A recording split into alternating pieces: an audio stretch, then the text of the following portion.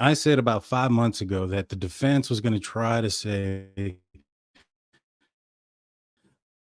that the police department lied about the IGG, and that there's the argument was going to try to say that the MPD, Moscow Police Department, lied about how they found out about Bryan Kohberger. I said this months ago. This is 5 months ago. Let's watch this real quick. And for a long time here. And what I was able to tell out of this trial is that, this hearing was that a lot of people owe me a lot of apologies. If somebody can go back and find the video, I think I'm with Truth and Transparency, where she asked me, when do you think that Bryan Kohberger became a suspect? And I said December 20th. I said that months ago. If those that have been watching this, I have everything that I have said up to this point has been 100% accurate. And it made me kind of chuckle a little bit, because I was like, I told you guys. And everybody in that live chat was like, or in that, even in the comment section, they're like, no, they knew him November 25th. And I was like, no, that's when the WSU officer found his vehicle. But I guarantee you, he was looking at multiple vehicles, not just one. And that was the only, that was the time he may have came across it. That doesn't mean that's the time that information got to Sergeant or to Corporal Payne.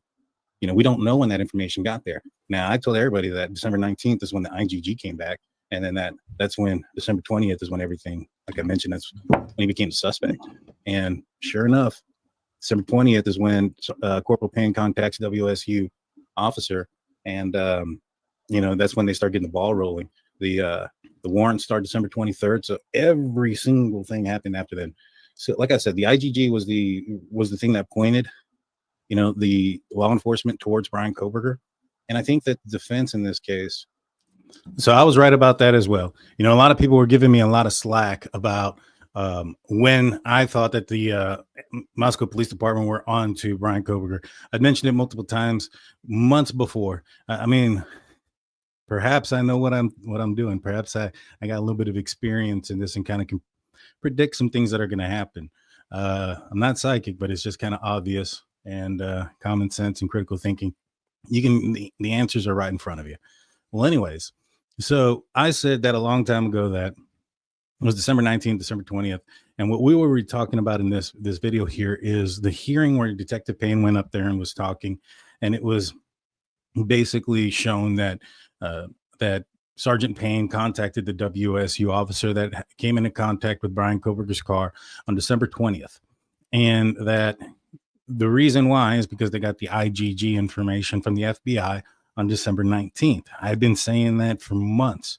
And that's why I was telling people you need to apologize, because a lot of people were coming up with these weird ass theories that there was all these people involved, and this person snitched out that person, or there was a security guard hanging out with Bryan Kohberger doing some of the cocaine or whatever the case may have been. All that was going on right then and there, right? And I've been telling people, no, man, they didn't know who he was until the FBI finished and let them know who Bryan Kohberger was. And I was just in here, I was kind of saying, I told you so. Well, let's listen to a little bit more of what I'm about to say. Is really trying hard to prove that point. And I think that's why they're asking for timing and stuff like that in subpoenas, is because they want to prove that that's what pointed them towards Bryan Kohberger, and not just mere chance gotten, his information from a WSU officer. And if they can, I guess their thought process is, if they can prove that, then that means they lied when they did the affidavit by saying that, this guy, this is how they found out who he was, when in reality it was through the IGG, and they want to get the grand jury thing thrown out. So there you go. I said that 5 months ago. And what do we have, guys? We have motions after motions, and inside of almost every single motion talks about the IGG being what pointed at why officers were looking at Bryan Kohberger, not necessarily the actual, not anything concrete. It was the IGG. It wasn't just some random WSU officer finding a random car that ended up coming back to him. They didn't just pull it out of the air. And obviously that wasn't the case. I think I've been saying this for a long time. I said this then too. It's not going to make a difference, because the fruit of the poisonous tree isn't how Ann Taylor's describing it in this motions. The fruit of the poisonous tree means you can't utilize the information or the evidence found by something that was, you can't, like, for instance, if this was the fruit of the poisonous tree, would be like if it was an illegal stop, right? Well, anything after the illegal stop is not you can't use it. But there's an official action of the stop. There's not an official action on the IGG. They didn't utilize the IGG for for any purposes. It's not in any warrants. Show me the warrant where the IGG is used that can throw out that piece of information or that evidence. Don't exist. It doesn't exist. And so the FBI knew and the police department knew, and this isn't the first time that the IGG has been used. It's been used quite a bit. There's already cases that have been set with the IGG. So these motions here are going to get thrown out quickly. I don't foresee any of these things taking too long before they're thrown out. However, that's what I had told you guys, and I told you guys some other things before that, and they all came out pretty damn true, huh? So, but yeah, everything here is them pointing at saying, well, it wasn't really this, it was that, and so they lied, so let's throw all the evidence out. You can't use inadmissible evidence against somebody, and the IGG is inadmissible evidence. For one, it doesn't even point directly at Bryan Kohberger. And they and Taylor had brought this up. Remember when I did the show called the evil twin theory, and where Ann Taylor put it out in court how she wanted to know why, you know, other Kohbergers or distant relatives or whatever weren't also searched in the area to also have been in who had that access to a white Elantra and also could have been the ones that left their DNA. Why did they focus? They only focused on Bryan Kohberger, but they didn't do a search of any other Kohbergers or any other family members in that area. And that's when I said, well, I mean, he matched quite a bit, you know, and they took the DNA out of the trash of the father. There's nothing you can do about that. And that's what matched it to there. So, you know, how you can tell that it was a father-son relationship. All right. So it's not going to be far from the tree there. And so he had to have had a long lost brother, evil twin or something like that, that had his DNA. I said this a long time ago too. And when it comes to this, as I was saying, I just think that the argument is it's not there. It's not there. This is like a Hail Mary throw from the 1 yard line. And it's not going to work. And to me, it's like I've said it all the time. There's nothing used with the IGG. It's inadmissible evidence. I don't know how else I can explain it. I mean, that's like if somebody walked in and said they wanted to take a lie detector test and then they end up failing it. And so officers start to look into them like, you know, let's look into their background. Let's see where they've been the last couple of days and not utilize that they can't use the lie detector test. They're going to have to find other means and other proof and evidence in different ways, which Moscow Police Department did. Now, I do kind of agree that, and what does not necessarily worry me, but one thing that has kind of bugged me, so to speak, was the lack of reasoning behind the warrants. You know, I did say, I mean, there's the thesis stuff that he had on Reddit. There's the his phone not being on during the time of the murders.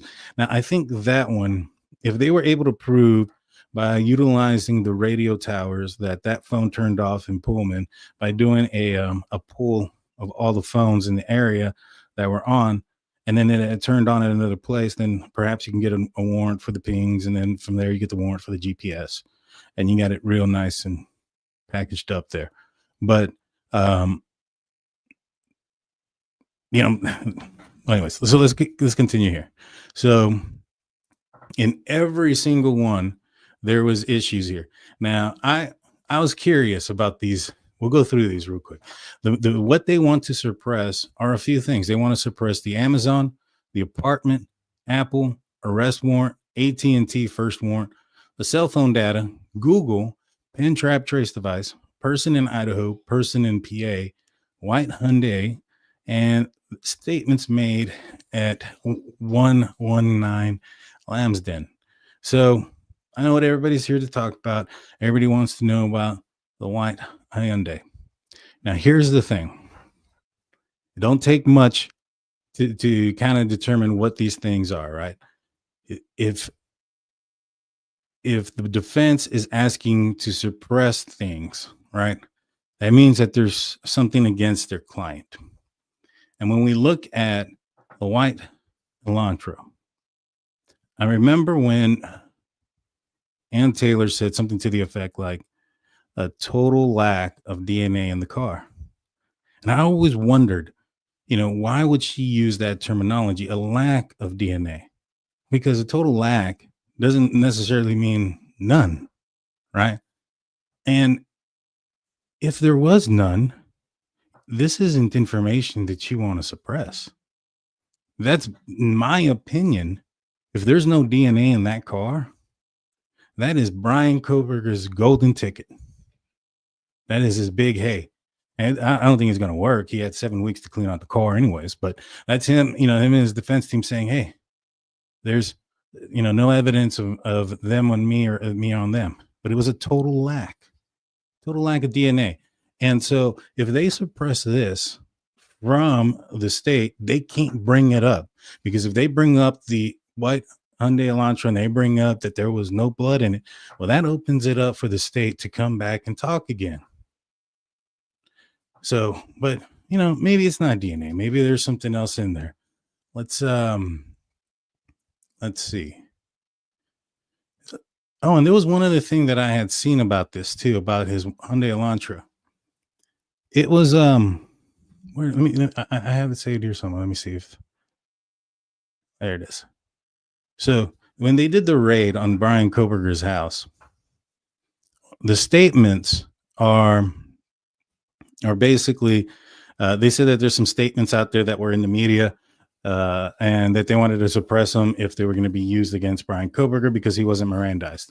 First and foremost, you don't have to be Mirandized unless you're getting interrogated. You can be arrested, put in the back of a police car. A police officer can sit right next to you and let you talk all you want and ask questions all you want without interrogating them. It is a common practice. It's, it's a tactic that law enforcement use to let somebody who's nervous about what they're arrested for, and they're probably really scared and going to want to ask some questions about what the police know. If the police department isn't questioning him and he's just asking things like, let's see, was there anybody else arrested? Now, at first I thought that was interesting, because I just thought that only meant because Bryan Kohberger's dad picked him up, or flew into Pullman, and they drove back across the country there. And so I just thought maybe because his dad, drove with him. But one of the things that I noticed here was that the FBI indeed had been surveilling Bryan Kohberger for weeks before turning over the name to the Moscow Police Department. And who came up with that information first? I believe that was Howard Bloom, who said that in our interview that we had on this show months ago. And if Howard Bloom is correct on those things, then maybe he's correct on other things in his book, such as it was only a few weeks before the murders, or no, I think it was around the time of the murders, maybe a few weeks before, that Bryan Kohberger's daddy decided he was going to fly out there and they were going to drive back. Right. And so in that book, he mentions that Bryan Kohberger's dad was pretty suspicious of things. Now, I remember when they raided Bryan Kohberger's house, there was a couple of cars parked outside. What I also noticed in this here, in these memorandums, was that Bryan Kohberger's car was found inside the garage. So you have a dad who's suspicious. You have a dad who's thinking things. Son is acting weird, wearing gloves, wiping things down.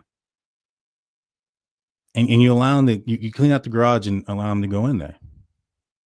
Maybe that's why he asked, was somebody else involved? Or, sorry about that. Maybe that's why he asked, was somebody else arrested? I think that might be it. Because in these documents, it states that it was stuff that was broadcasted in the news. It was out there in the media. That's what was out there in the media. But if they want to suppress the phone cell data, how will they prove the stargazing or otherwise elsewhere? But here's the because remember when they said they were going to have somebody come up? I think it was Cyrey, and he was going to testify that, oh yeah, man, they got it wrong. Well, now they want to suppress that. It must mean that Cyrey changed his mind. Remember, he said, I have the right to change my mind. Sounds like he did. And now they don't want it in. But yeah, no, they want the entire case thrown out. And they're trying to get the entire case thrown out based on a couple of things. But specifically, certain things to get thrown out, I find interesting, specifically the Elantra and the apartment. If there was no blood there, that is not something you want thrown out. If there's no DNA there, that's not something you want thrown out. And but again, maybe perhaps it was more than that. Let's go back to the search warrant there on the Elantra that was parked in the garage. Remember this, parked in the garage. I don't know. He asked, was anybody else arrested? Howard Bloom mentioned he was suspicious about his son the entire trip. They even argued multiple times. I think these pieces are starting to fall together, and you must be blind if you don't see it. All right, so let's see. They found swabs, a Ziploc bag with pennies with a pink zipper. They found seven quarters, plastic baggie with a green zipper, 36 dimes, 32 nickels, 8 pennies, gloves, receipts. So that's a lot of dimes, nickels, and quarters, right? You know what? What do you use dimes, nickels, and quarters for? Like, is that when you go to the car wash? Do they take those? Maybe. Receipt for car insurance card, car registration, hiking boots, comfort inn, room key holder with stay information, tire irons, shovel, goggles, floor mats, reflective vest, used water bottles, wrench, door panel, seats and seat cushions, headrest, seatbelt, visor, fiber, brake pedal, gas pedal, phone charger, Band-Aid, wrappers, map, documents, and a seatbelt boot. So everything was taken out of the car, the interior, everything. But what there sounds like it would be, Bryan Kohberger would want thrown out. What is in here that they found that would offset him going out there and trying to say, hey, there was no blood in the car. Get what I'm saying?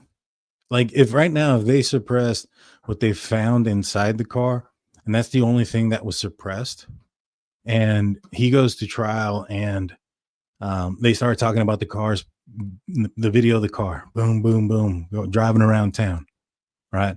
And then they talk about the, him getting back in and driving out. Well, how's the defense going to defend themselves by saying, but there was no blood in the car? I mean, that's a huge loss for them. Unless there was blood, DNA, or there was maybe one of these items didn't belong to him. Maybe the phone charger, or I don't know, the swabs. I'm not sure. I don't know. Maybe one of the used water bottles. No, I think all these things are pretty relative what you would use on a long drive, though. So I don't really see anything here that stands out. Maybe the documents. What documents would he have that would be worth suppressing and not and risking the potential of not having DNA in the car? I mean, unless they're like a manifesto, that's like some sort of manifesto thing about what he's doing and why he was doing it. And then, yeah, that might be a good reason why he wants to get this suppressed. Just don't see it there. I don't see there. So, again, the arguments that they have here are weak. They talk about Bryan Kohberger being surrounded and they broke into the parents' house and maybe not have knocked or things of that nature. There's already cases that have settled those type of things. Like, all of the motions, in my opinion, work not in favor of Bryan Kohberger. So let's see. This was his apartment. Now he doesn't want the stuff in the apartment, also, right? Let's remember that. You don't want the stuff in the apartment. I want to make sure. There it is. Serious Black coming in with a $10 super chat. Been waiting on this one, Daniel. Justice is coming for these victims. 100%. I agree with you. Now he wants the apartment stuff thrown out too, right? And why? If there's no blood there, there's no DNA, there's nothing that ties him to the evidence. I mean, to the case. So let's go through this. He had a 1 nitrate type black glove, a Walmart receipt with 1 Dickies tag. Now, Howard Bloom, who was right about the FBI following him, he broke that on our channel months ago, right? Remember? And so I was even doubtful of that. I even said it after the show. I even told him, I don't know about that one. But he was right. He is right. I admit it. He was right. And so if he was right about that, there's probably a lot more of the things that he's right about. I'm not saying he's accurate on everything. We all know the Burger King Jack in the Box mistake that he made, which I asked him about on this channel.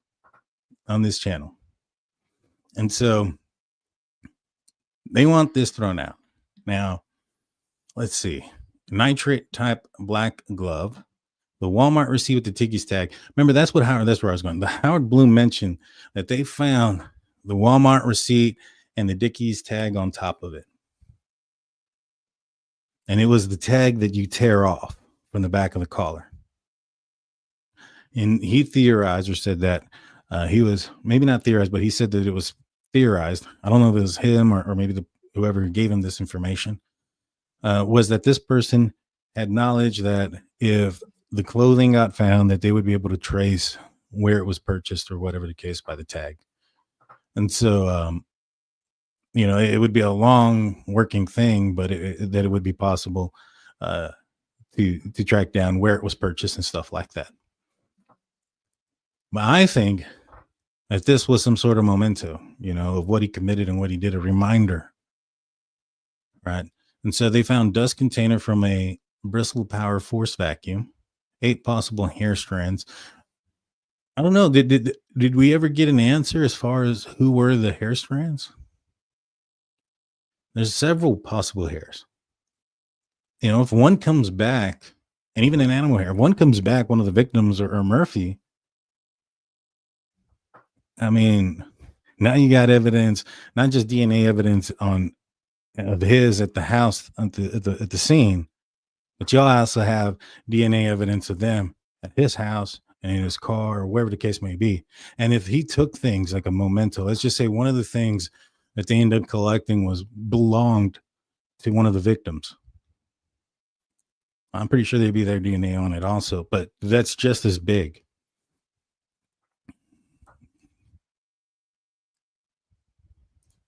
Sandy asked, if the police have a warrant, do they have to knock before entering?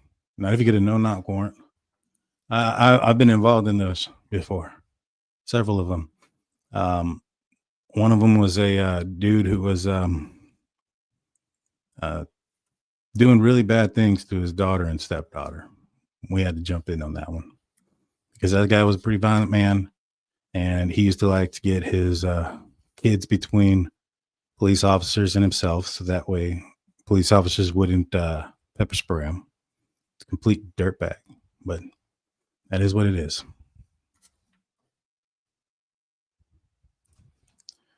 Hawkshaw says, Daniel, I didn't hear before law enforcement also found a Quality Inn hotel room key in his car. Also, the additional IDs found in possession when they raided his parents' house.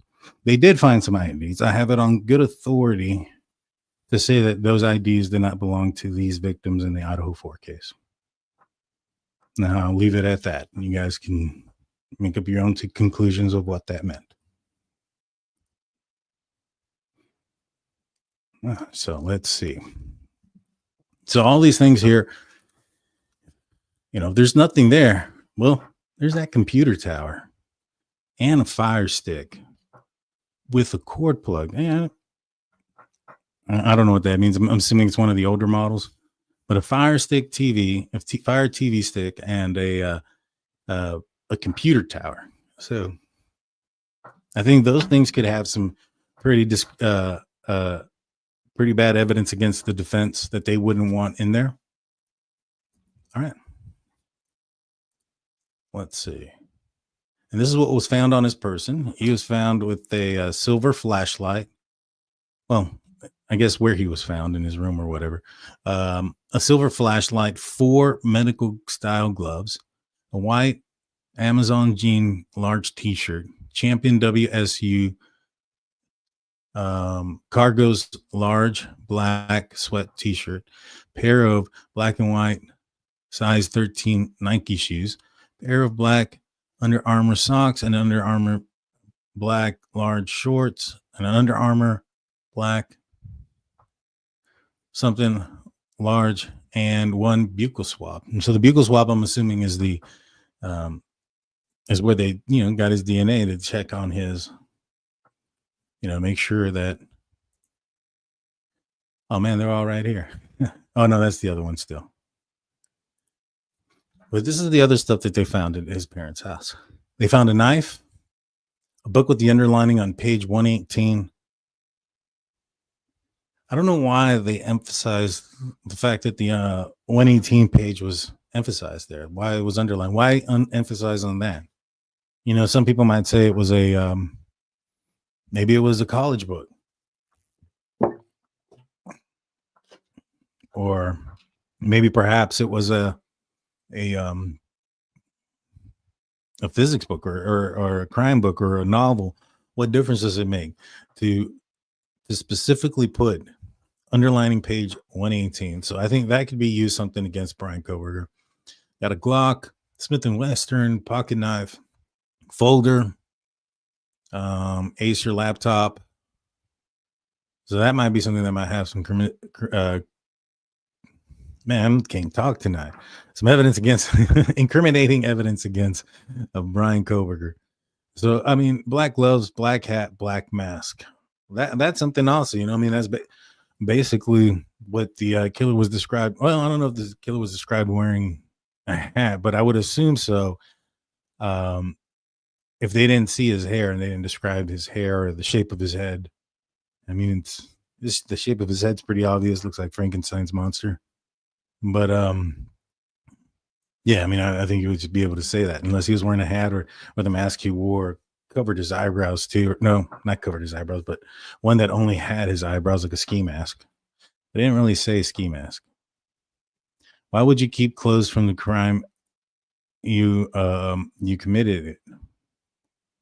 Man, I don't know. Why would you drive your car to the crime scene? I'm just kidding on that one. I don't know why he would, but I don't think he did, and which is why he kept the tags and why he kept the receipt for those items. And so let's pull this down.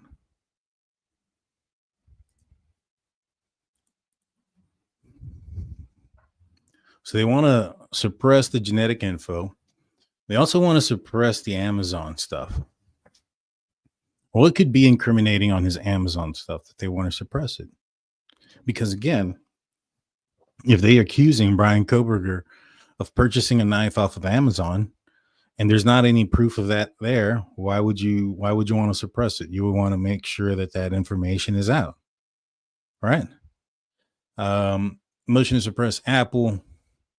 I guess that's got to do with his GPS stuff that's inside his phone, cell phone data, Google, pen trap trace device, his person in Idaho and in Pennsylvania, and his statement. So all in all, like I said, I think this paints a pretty picture of what they have. And you got to go back to what Ann Taylor said, a total lack of DNA. Now she can't lie and say that there was no DNA, right? Because if she's lying, then that would be a bad thing. And it would, I mean, she'd be in some serious trouble. But what do you call it? I've kind of noticed the change in some of her words as well. Like, for instance, remember when she said that Bryan Kohberger was an innocent man Well, she didn't do that with Judge Hippler. She said Bryan Kohberger is an innocent man right now. And so, what does that mean? What does that tell you?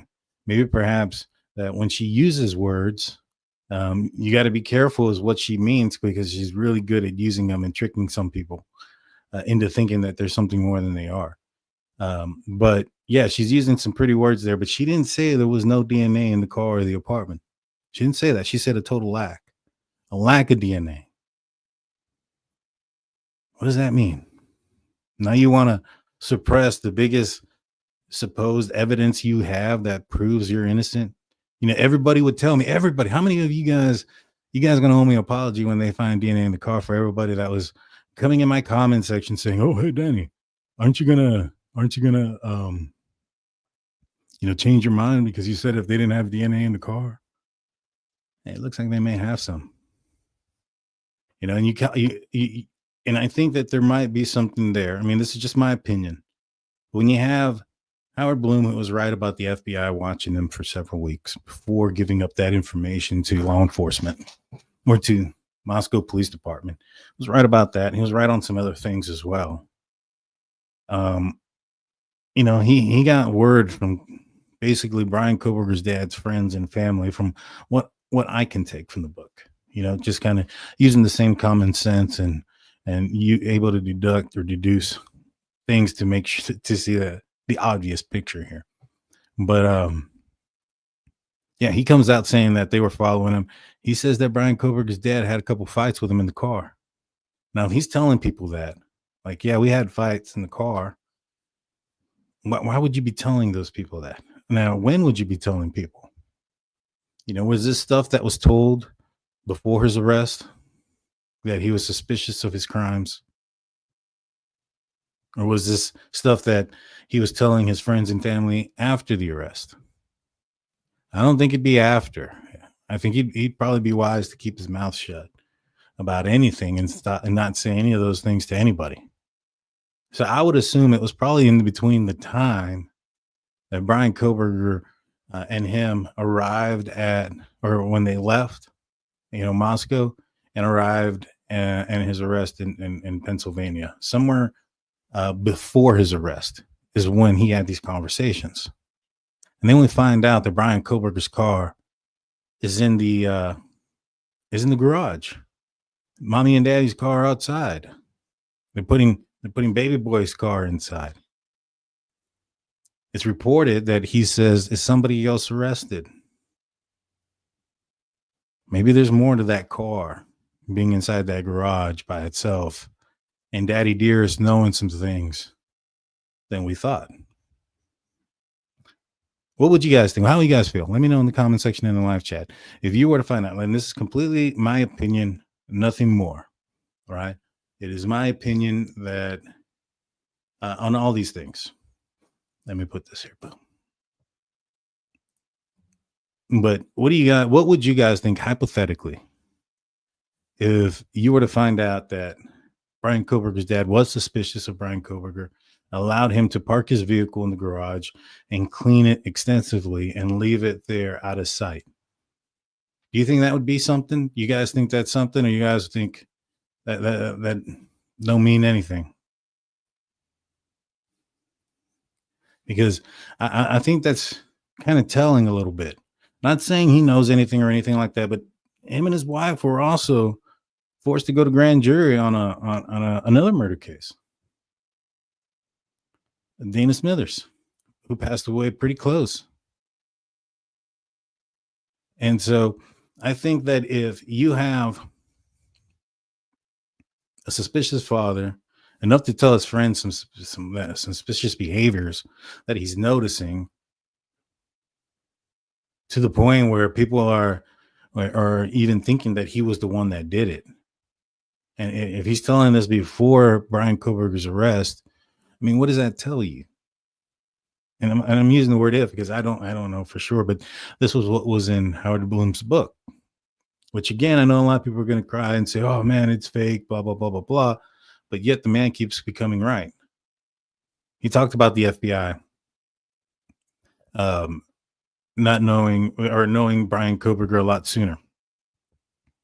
which probably means that what I had thought initially happened and what I had heard. I thought that perhaps one of his closer members or family members were the ones who did the genetic test that ended up catching him, which is why they found out his name so fast. A lot of people think that it's going to take a whole lot of time, but it depends on how close somebody does their genetic tree, right? So, if I were to go out there and do something and my dad goes out there and he takes the test, it's going to be pretty clear of, when it populates that, the person who committed this crime is the son of this man. Right. And then you just kind of look at that immediate circle, and then it's real easy once you find your right person to come up with a warrant. Very easy to pull those things together. But yeah, so you have that, and you have the suspicion, you have a garage in there where, I don't know, maybe he's cleaning his car in the garage, out of sight, out of mind. I know a lot of people were saying, if they saw him cleaning his car or whatever the case may have been, why in their video or pictures or whatever the case may be, I don't know.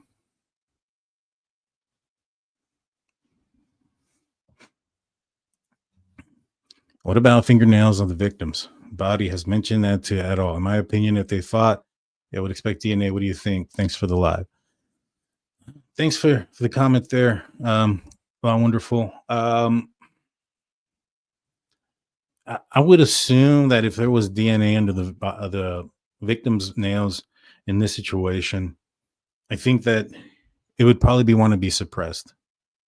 And so I'm not sure if that's going to be the way. I don't see that here. And so since that's not here, I don't think so. The only thing about the DNA that they're trying to throw out is the genetic tree. So they can use anything he said after he was arrested as long as they don't ask questions. Pretty much, yeah. Yeah. Yep. What are they called? Just race statements or something like that?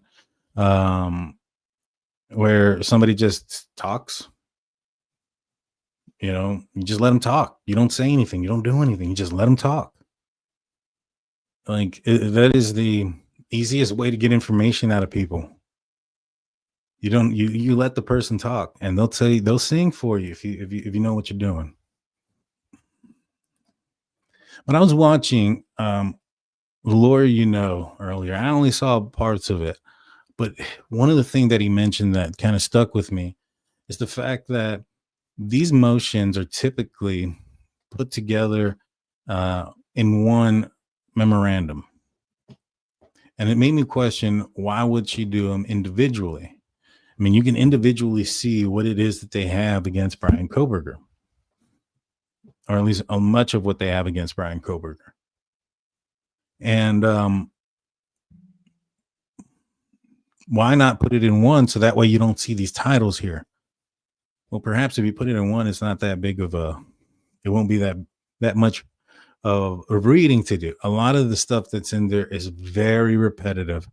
It talks about the IGG and how, it was illegal, and how the police lied because they said that they got him with the WSU officer, but that's not true. It was the IGG.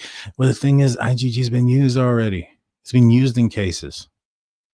It's I think the only thing that this is going to end up doing is leaving a case law on the use of IGG in the state of Idaho, because they're going to allow it in, or they're not going to kick anything out of the case. And so the next time some guy wants or some gal wants to fight the fact that their DNA is somewhere and they got caught by the IGG and they're in the state of Idaho, they would refer to the Bryan Kohberger case where it didn't make a difference. And the reason why it doesn't make a difference is because it's not admissible. I hate to be repetitive, but it's not admissible in court. You can't use things against somebody if it's not admissible. And their complaint is that not necessarily that they used the IGG to arrest Bryan Kohberger, but it was the fact that the IGG pointed them to that direction and they looked at him. Had it not been there, they wouldn't have been able to go and do the things they did. But I mean, there's a lot of what ifs, what if he didn't leave his DNA behind, or what if this, or what if that? Doesn't matter. At the end of the day, you can't use it against them. So you have to find another way, in which they did. And I don't think that this is going to end up getting thrown out. In fact, they already denied one of their motions. I could have swore we talked about this not too long ago, but on the 15th, this is the motion for leave. Basically, on the night before the deadline for the defense on, I don't remember, on something. I don't even remember what it was on. Well, anyways, they were trying to get an extension and say something about evidence and a bunch of other crap. Judge Hitler, boom, denied it. I mean, he did not just deny it. He says motions to enlarge a deadline filed the eve of the deadline will not be taken, are not well taken. Jeez, good deal, man. And he sees right through the BS. He sees through the BS. Sees right through the joke of the day. BK is innocent and he was framed. I mean, if that's all you have is that the police department framed him, and you can't explain why the police department would have killed the girls and framed him, like he has no ties to the area. Like, for instance, a lot of people look at making a murderer, for instance, right? In that case, the suspect, he had a history with law enforcement in the area. He had there was an officer that had problems with him. There was history there, and there was evidence, not necessarily evidence, but I guess there was to show that he was innocent of the first one. There's none of that is in this case at all. There is no vendetta. There's no police issue. How the hell do they even know who Bryan Kohberger is? And if you say because he applied to be an intern police officer, that was at WSU, or at Pullman Police Department, not Moscow. Moscow. So no, they didn't know him from there. And I've said it multiple times. You have this bank of potential suspects that live in the area that have committed crimes and violent crimes that live very close. It's called the arrest database. And yet you decide to go to the neighboring town university and pick the PhD student to be your fall guy. Man, if you really believe that, yo, man, I hope you don't make decisions at work.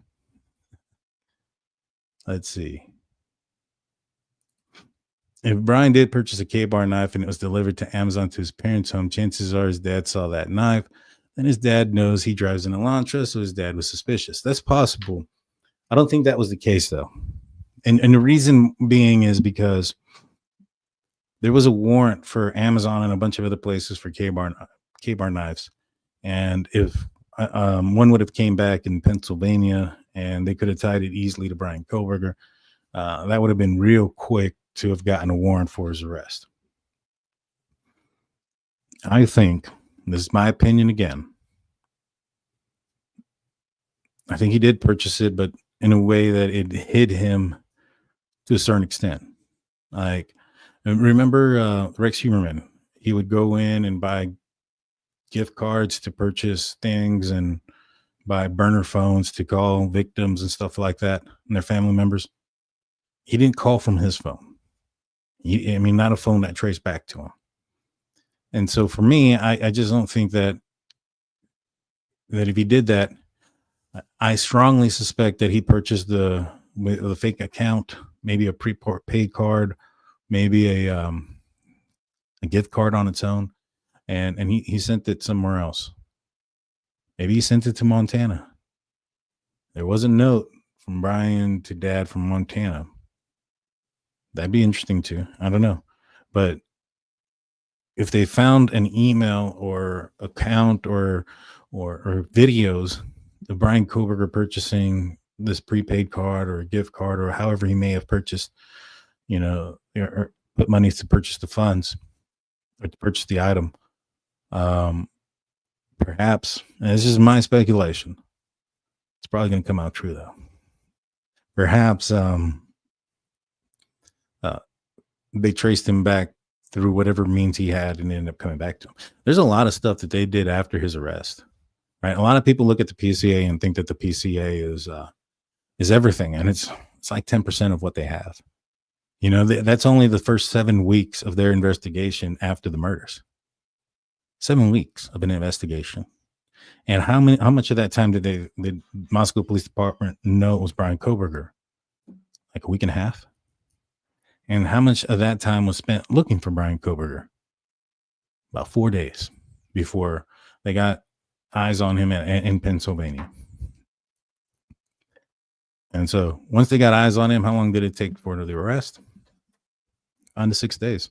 So in reality, I mean, you're looking at a max of about 11 days worth of, to arrest this man and to find probable cause and do everything that you need to do, right? 11 days. Doesn't, so you mean to tell me that you think that they did all their case in 11 days? No, there was so much more that they had to do afterwards. They buccal swabbed him. They searched the car. They did a lot of things. Let's see. I missed something. They mention the page BK underlined in the book? I don't think so yet. I don't think so. What's up, Steve? Scraping and clipping fingernails is SOP, standard operations and procedure, CSI for processing victims. Yep. And I'm sure they did. I just think that there wasn't very much DNA left behind from Bryan Kohberger at the scene. Reason being is because they used touch DNA on a knife sheath. In my opinion, if they found DNA of his underneath the fingernails of a victim, that would have been used instead because of its reliability, its strength, and the deniability of his DNA underneath the victim's fingernails. Or whether there be sweat or a hair or any of those things found at the scene that tied back to Bryan Kohberger. And so I don't think that they found anything there. But it was always going to be a question of, did he take any DNA of the victims or of anybody in that been in that house before with him? Right. And so those are what we maybe perhaps are missing here. Let's see. Hard to have fingernail DNA if he had a mask and jumpsuit on. Well, I think he surprised everybody. A lot of people expect these, poor victims to have been like UFC fighters or something, ready to go, rock and roll. We're alert and ready to fight Bryan Kohberger as he walked into the bedroom. And that's not the case. Most of these victims were asleep and under the influence of alcohol. And so he's targeting them at a specific time so that they're the least defenseless or the most defenseless. And he has a blade that's 7-inch blade. I mean, I don't know who the guys think these individuals were. Are you expecting Chuck Norris to come out of them and fight back? It's not going to happen. It's unfortunate, and it's sad, and this guy deserves everything absolutely that's coming to him.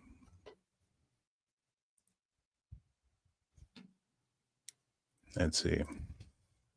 And you remember that story that MPD has spoken to BK while he was in PA, but it wasn't recorded. If he wasn't questioned, that could be used, I guess. Now, there was a story that Bryan Kohberger supposedly went and told somebody that he was out that night. That was made up by idiots on the web, 100%. But they didn't necessarily say that MPD spoke with Bryan Kohberger as much as Bryan Kohberger made the statements of, did anybody else get arrested? And I can't wait to get back to getting exonerated or something to that nature. Those were the two that came out. I think there was some other information that came out that they asked if he knew the victims, and he said, of course, they lived like 10 miles away. And when they started to pressure him about his whereabouts that night, and this was after he was Mirandized, that he asked for a lawyer pretty quick. And so there it is. If all else fails, I think a plea deal is incoming. It's possible. I mean, this is pretty strong. They're going for the death penalty.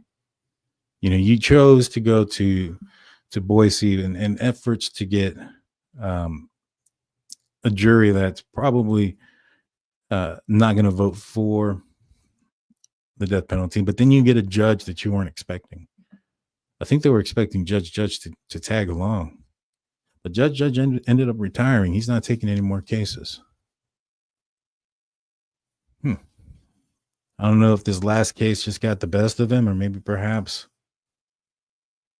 he was just not right for the job, and maybe his actions were during this last time, as far as allowing, the defense to make a mockery of the court and just kind of ask for a bunch of bull crap that obviously, like this, and they're still doing it, this IGG.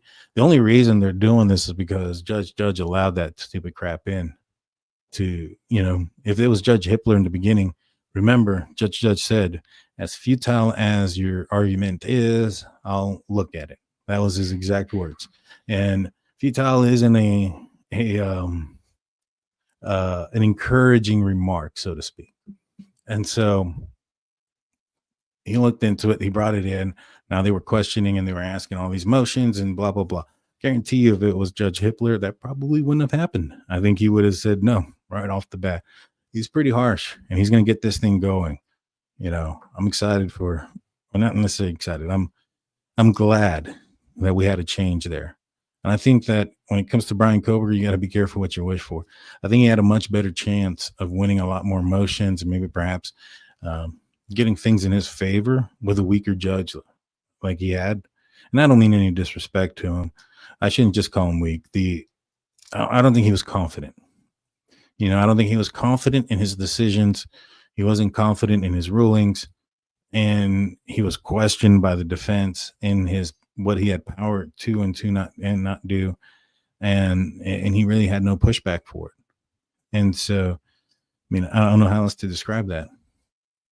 Outside of just not confident, I guess. Yeah, it's a Ray. Oh, I said, damn dyslexia. I said just Ray. It's a Ray's just a statement. That's how it's pronounced. I don't remember how it's spelled. Yeah. I don't either. It was a long time ago when I was in law enforcement. It appears only 2 victims fought back. Why? What evidence is it that they fought back? I know there's been some statements from the families, and they could be right. I don't see the evidence there. I don't see the evidence that they did. Now, I haven't seen all the crime scene. I haven't seen all of it.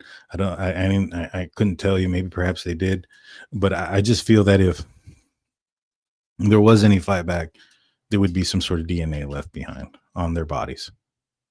If they scratched back or if they punched, pulled, grabbed, anything like that, there would have been some sort of DNA transferred onto them. Sweat, stuff like that. I'm surprised that didn't land on them or fall out.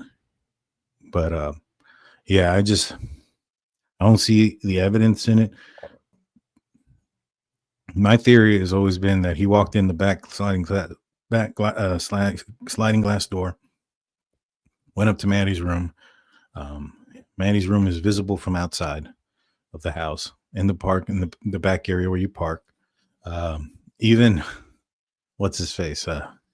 Ian Harsh said that he had seen a white Elantra parked back there a couple times. He thought it was his girlfriend or ex-girlfriend because she drove one. Well, anyways, you can see into Maddie's room. My theory is that he walked in there, wasn't expecting two girls to be in there. Probably wasn't even expecting Kaylee to be in town, to be honest with you. I think maybe that's why he chose that. He probably been watching the place, hadn't seen, her vehicle there or whatever. Maybe he's kind of confused about the Range Rover. I don't know.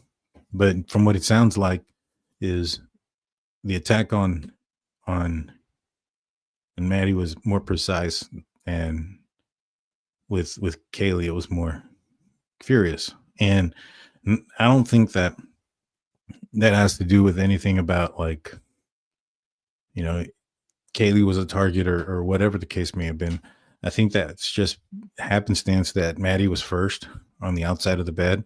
Kaylee was in the inside between the bed and the wall. And he had an easier or a much, he could be precise with his first victim. And the second, he would have to silence as fast as he could, which would explain the ferocity of the attack. And I do think that perhaps during this time, either the back sliding glass door remaining open or the noise, I think Xana heard it. And I think she walked out. She may have seen the back sliding glass door open or may have heard the commotion upstairs and said, I think somebody's here. To me, what makes more sense is seeing the back sliding glass door and maybe perhaps Kohberger walking down the stairs already and sneaks up behind her and attacks her, then attacks Ethan. And it's just this whole sad thing, But at the end of the day, I think that's kind of where the evidence is going to lead. Again, that's just my opinion. It could have happened a number of different ways. From what it sounds like, they were both, all four were in two separate rooms, two victims in each room. And I don't know. I haven't seen the entire crime scene. See, this is the question. How can law enforcement frame someone and place DNA on a sheath when the day they bagged and tagged it, they didn't even know who Bryan was on the day of the crimes? Well, here's the thing. The Idaho State Forensic Department collected the DNA. They collected the DNA the first day there. And, you had an officer that arrived on scene. He wasn't like, he didn't just roll up on it. He was dispatched. And so we would have to believe that the officer that was dispatched, or let's see, we would have to believe that, so the officer that was dispatched, yeah, there we go, would have had to have been involved, right? Because, hold on, let me think about this. Because I'm thinking about it in a couple of steps away. So if the state police or a forensic team took the DNA that day, or the sheath, they collected it that day, the DNA there on the sheath gets inserted into CODIS, and a sample or a STR is made, right? And they're able to have that there.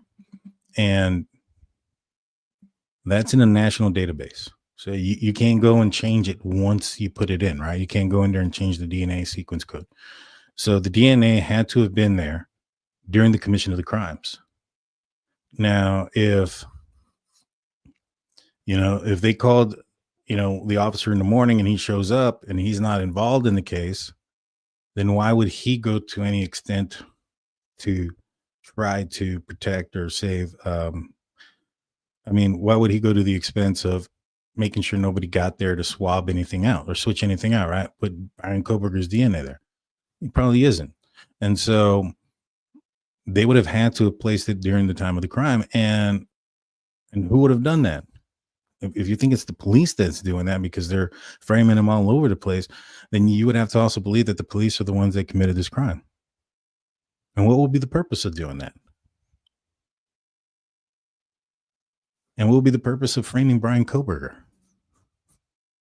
It just doesn't make sense. I mean, the thought process that has to go into that to try to determine or figure out that is beyond me.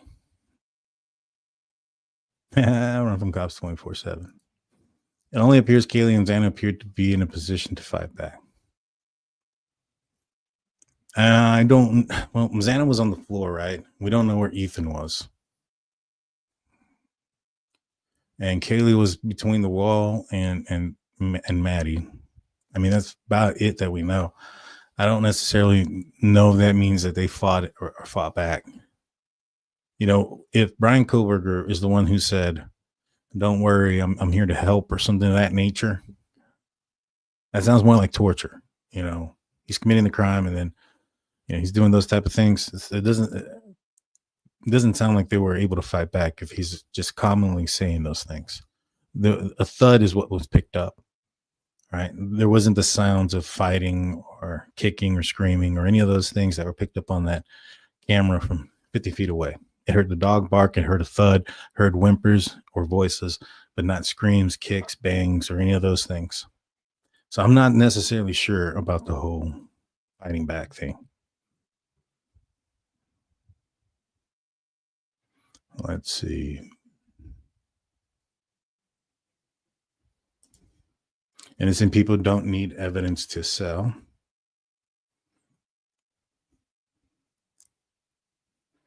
Let's see. I have an oceanfront property to sell for those.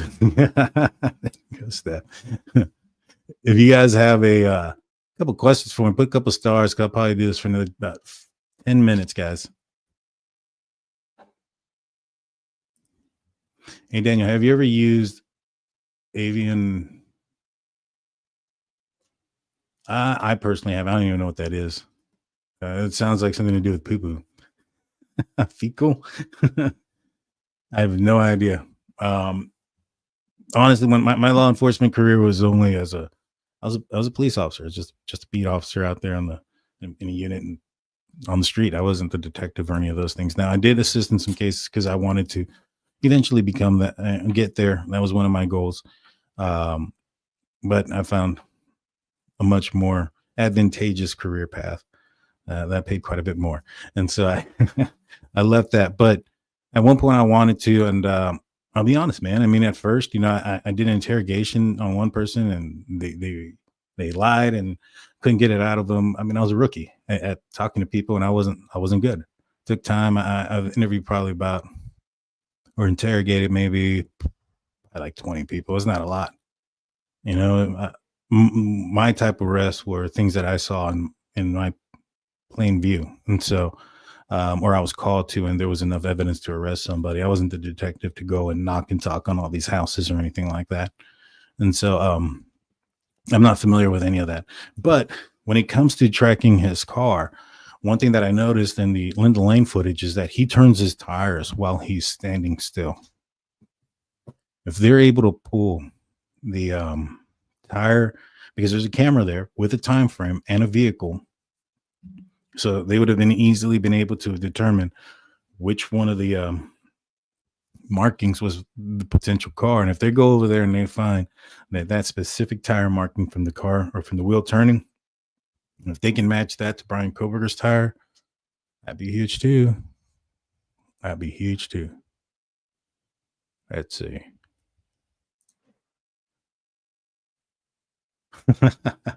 Thank you. Hey, everybody is what they are. I have a friend of mine who doesn't agree with me politically. Told me have a great day. I wish nothing but the best for him. I don't care what other people think. I care what I think, but that's about it.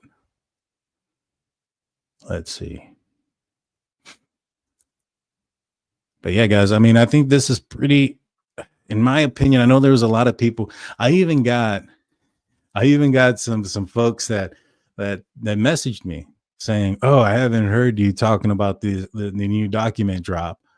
I guess you don't have anything to say." Guys, I was in Pittsburgh all weekend. I went to go see the Steelers versus Ravens game. It was an amazing time. I ended up missing my flight, so I got stuck there. I just got home not too long ago. That's the whole purpose behind why I was late. But I did inform that individual, and I sent him the link of the show. I hope you make it. I don't see you in the live chat, but please, if you are, let me know. Nina Drew comes in with a 99-cent super sticker. Thank you so much for that, Nina. Appreciate that. All right. If you don't think Kaylee fought back, I think she did, but was the only one. Nah, you don't get up against the wall without climbing up, right? Like you have to. I think she was going backwards, and she was pushing herself into the corner, and that's why she sat up that way. Because she starts off laying down, right? She's asleep, and so she's probably turning and trying to pull away from Kohberger coming at her. And so I think that makes more sense as to why she's up against the wall and in the position that she is. And she was trapped. She had nowhere to go. I think that's what ended up happening in that situation. I just find it hard to believe that they wouldn't have gotten any DNA from Bryan Kohberger if there was some sort of, struggle in that. And so outside of the knife sheath. I thought the Goncalves family said that Kaylee fought hard. They do. They do. I a lot of people think I agree with everything that they say. They're great people, and I wish them the best. I've talked to them multiple times.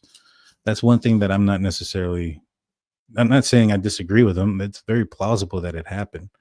I just think that, in my opinion, it doesn't fit the evidence the way I look at it. I could be wrong. She could have fought back. Him wearing a jumpsuit could have prevented her from actually getting any DNA or anything like that. Maybe they got fibers under her nails. They got fibers under the nails that they can trace back to a Dickies, jumpsuit. And you have the tag and the receipt. Bryan Kohberger has a Dickies jumpsuit. And you might have something there. And that's very well plausible. That could have happened. I don't see it in the filings of things they want suppressed. And so I'm not sure if it's there.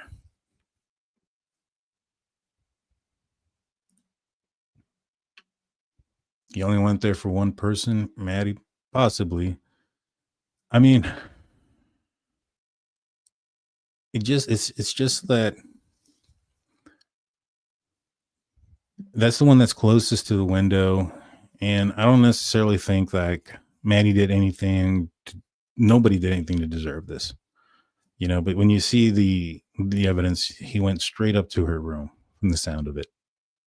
Now, I don't know if he knew who Kaylee was, because if he just started stalking that area recently, she'd been out of town. Right. And so maybe that's why he didn't know who she was. And that's why he also checked on Kaylee's room. And that's probably when the dog starts barking. It sounds like the dog starts barking at 4:17, around the time that there's the thud and everything else going on. Not necessarily when the first crime is being committed. Now, I could be wrong. I haven't heard it. I don't know exactly when the dog's barking. They might just say at 4:17, dog is barking, and all these other noises are happening at the same time. Doesn't necessarily mean that that's when the dog started to bark. I don't know. Why didn't the DoorDash driver come forward? They did. It's in the probable cause affidavit. They just didn't release who the DoorDash driver is. Lean Loves Spain says, when will the judge decide on these motions? I think there's a hearing soon. I think in January. I think by then, I'm sure we'll get news by then. I don't think it's going to be very long, to be honest with you. Who would have a foresight and select a random DNA profile of a stargazer who drove a similar car, in addition to having made Wi-Fi connections to the residents? True. I'm not certain on the Wi-Fi connections. I know that Steve has said that.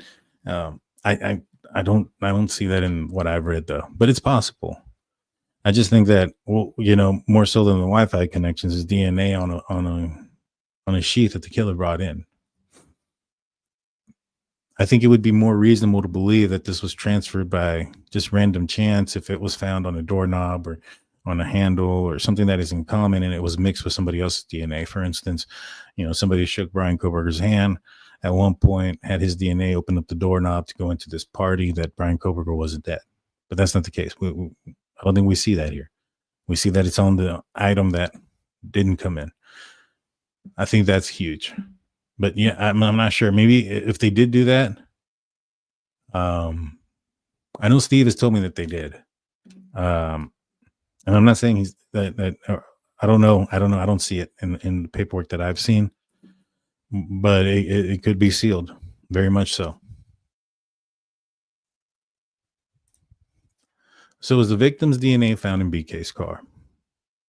Well, that one, like I said, you have to use a little bit of critical thinking and deduce some things to figure out whether or not there was. I think it's pretty obvious that there was. You have Ann Taylor saying a lack of DNA, not that there's no DNA. You have them wanting to suppress their biggest golden ticket if there was no DNA in the car. Why would you want to suppress that? Why would you want to give up the one thing that says you're potentially innocent? Unless that's not what it says.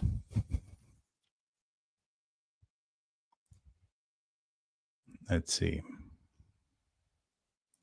I wonder if KG knocked the sheath out of his hands. Maybe.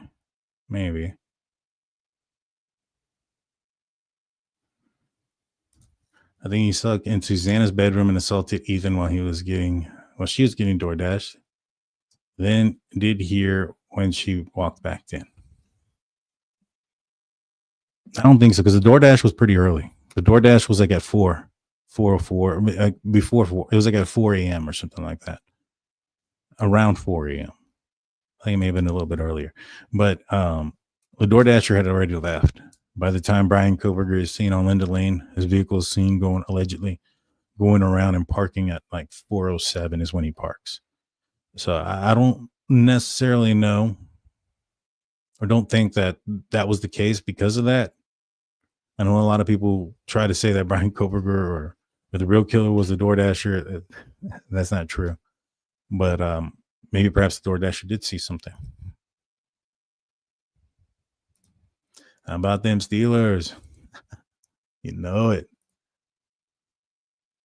All righty, guys. If I didn't answer your question, I apologize. Make sure nobody's put any super chats. They did. All right. Here's going hate $5. I agree with you still from the start of this case. Thanks for all you do. I appreciate you. Thank you so much. I truly appreciate this. Daniel, find out BTK did with his weapons and see if Bryan did the same since he idolized him. That's possible. I think he idolized a few people. If I had to take a guess, it was more Israel Keys and bearing some of the items, like that guy did. But he did some things that are kind of Bundy-like, That seems more of the person he's trying to figure out.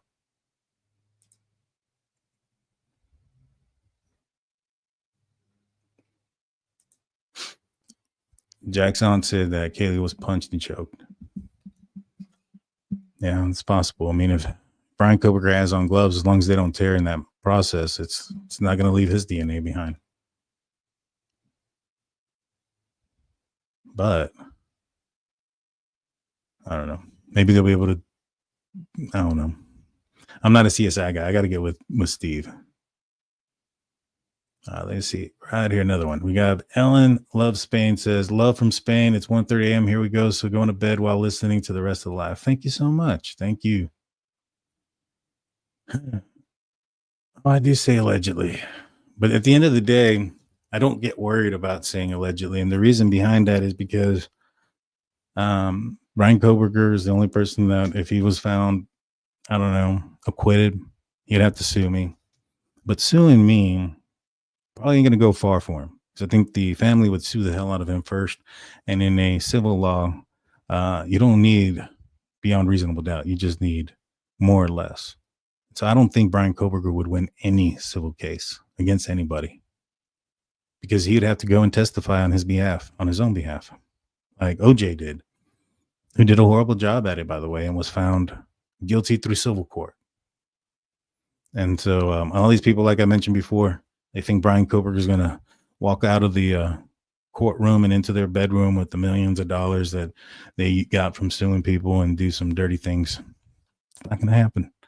With that being said, guys, you guys have a great night. If you guys like Steelers content, check me out on State of the Steelers. I'll be on there next in about 25 minutes. Until next time, we'll see.